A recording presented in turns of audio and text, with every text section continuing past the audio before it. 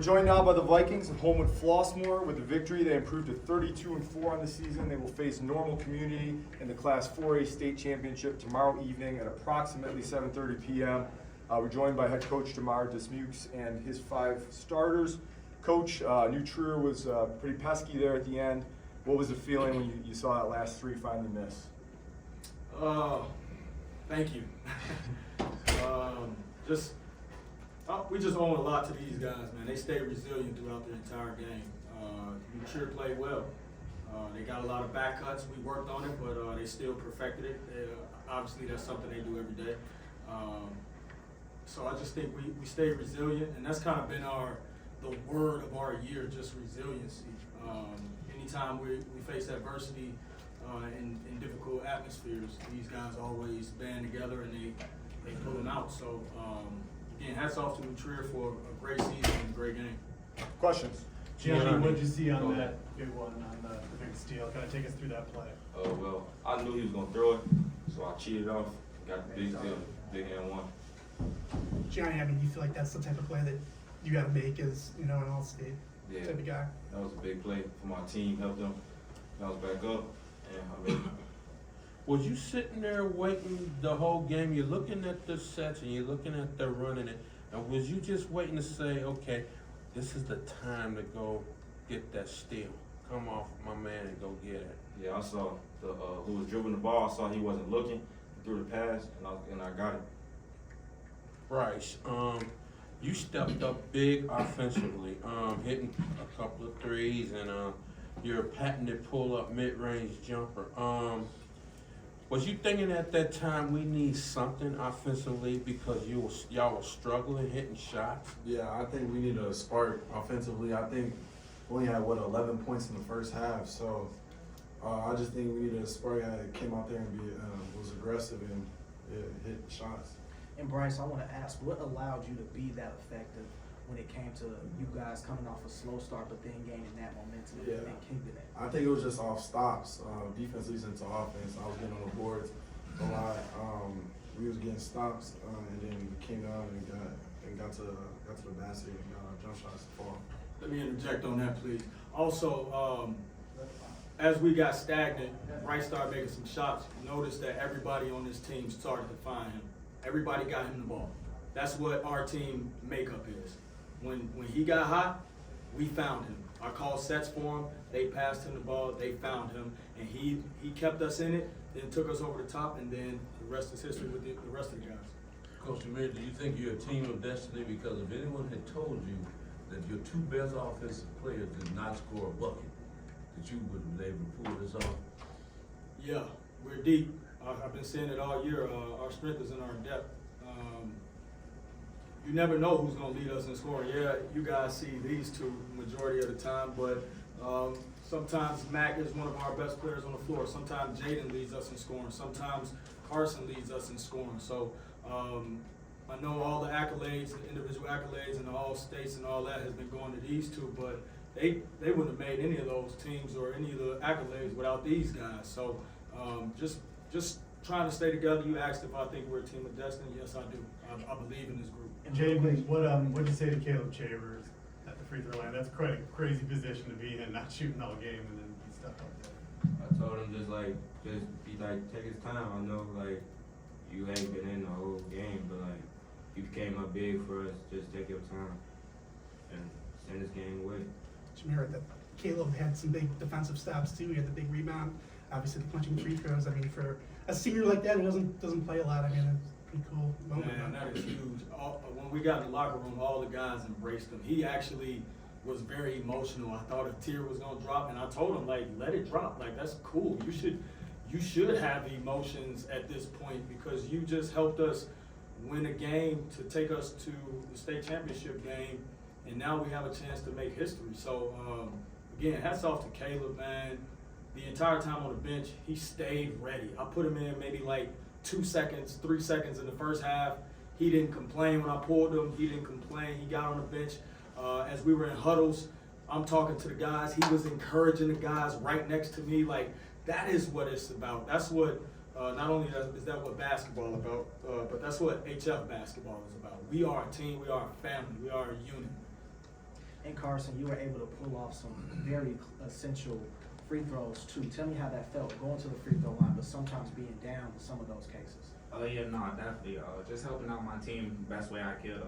I really couldn't find the shot, so just making those free throws was big, and I just want to help my team win the game.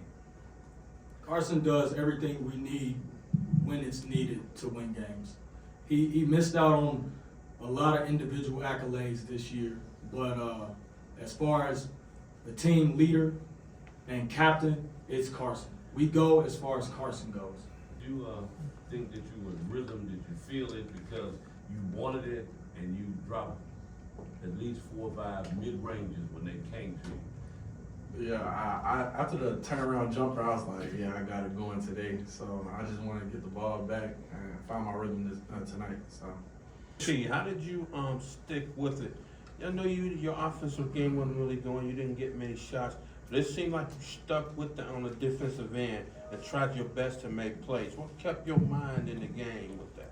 Just these guys on the side of me, they seen I was down, they was just picking me up, telling me to keep my head in it, and stick with it, to give you all, do the things we need you to do, and we'll just carry you from there. And Coach, at halftime, you guys, the game was tied at 11. What you tell your team, knowing that you all didn't shoot particularly well, and you all kind of came out a little bit more inspired, and the offense started to flow? To be honest, I didn't say much. They did all the talking in the locker room. My coaches said a few things, but again, Carson, he calmed everybody down, and he literally, these were his words. He said, "Come on, man. Come on, y'all. We know what we need to do. We know what we need to do. We know we know their strengths. We just got to go out here and do what we need to do." And like our locker room halftime speech, it was pretty simple. Like, people can think I'm the greatest coach in the world, but I literally didn't do anything in halftime. They did it all. You guys scored more points in the third quarter than the entire half. Yeah, I think, I hate to say this, but we might be a second half team. A lot of times throughout this season, we struggled a little bit in the first half. If you look at our wins and losses, but every time in the second half, it's like these guys, they don't want to lose.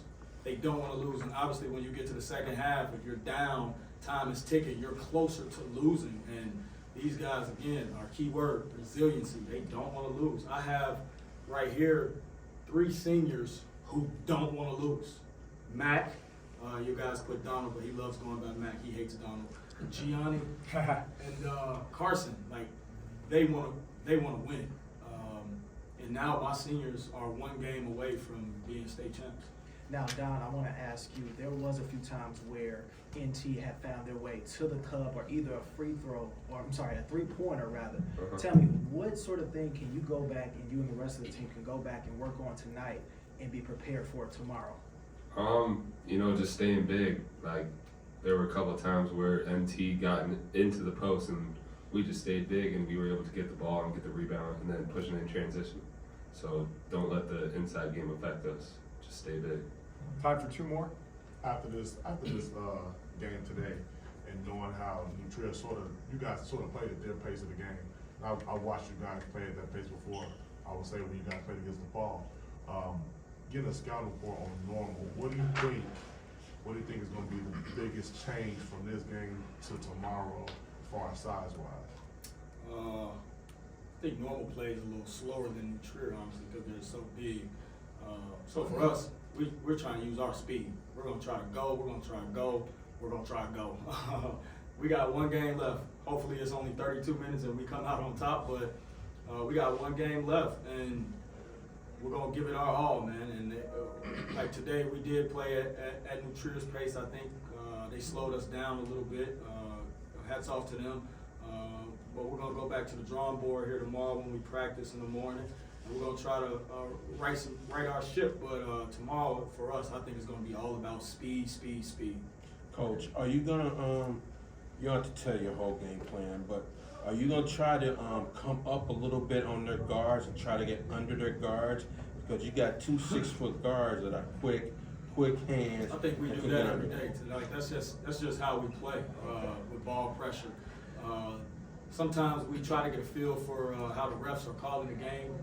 So we don't get in foul trouble, but that's how we play. That's how we practice. We want to pressure the ball. We want to help. We want to communicate. We want to rotate. So yeah, that is part of the game plan. Pressuring their guards and seeing if they can handle the ball and trying to negate them throwing the ball inside to the big fella. Coach? And Last Johnny, question. Johnny, and Coach, John, were you a little bit nervous with butterflies because you don't never do that? You missed 3 free throws in a row, and I noticed the coach took you out and set you down for a minute. Was it the atmosphere? Yeah, it was the atmosphere. I just have to stay the course and see my team make my shots fall, see my team get the rhythm, and I had to stay the court. I didn't take him out for the missed free throws. When you look at the box scores, Gianni played 30 minutes and 48 seconds. So it was really just to get him a quick breather, relax him, let him know that even though you missed those, man, this game is still, it's not over, and you're going to be a part of the win. When you talk about we only had 2 kids in double figures with Bryce and Gianni, and he missed those 3 free throws. That was big. So when you look at the box scores again, Jaden played 28 minutes, Gianni 30 minutes, Bryce played the entire game, Carson 31 minutes. Like, these guys are lugging a lot of minutes each game. But again, they're resilient. They don't complain. They don't try to get out the game when things are tough. They try to stay with it, and I think that goes to show how we practice, how we play. We do a lot of running and conditioning in that practice, and I don't think these kids can play 28, 30, 32, and 31 minutes if they want to shape. Thank you, Coach. Thank you, guys. Good luck tomorrow. I'm going to have you following me down the hallway here.